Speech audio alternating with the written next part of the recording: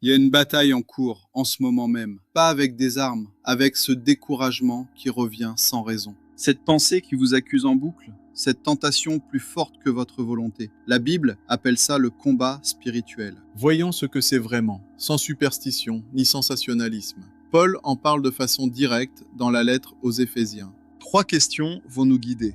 Contre qui ou quoi combattons-nous? Avec quelles armes et comment ça se vit concrètement? Paul écrit que le combat n'est pas contre des hommes, mais contre des forces spirituelles, des puissances qui agissent dans l'invisible.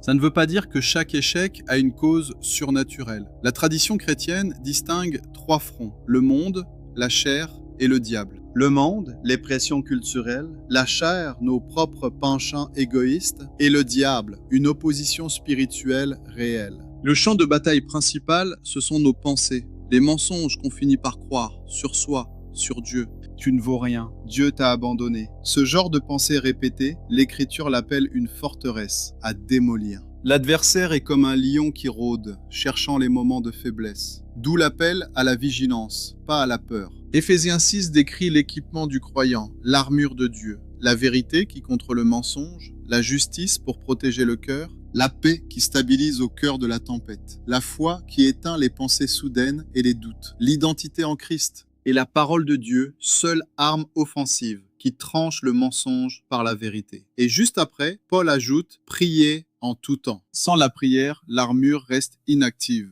La prière, c'est ce qui fait vivre tout le reste. On ne subit pas, on confronte. L'isolement est dangereux. Le lion rôde autour de la brebis isolée. La prière régulière est l'oxygène du combat. Et surtout, on ne combat pas pour gagner une victoire incertaine.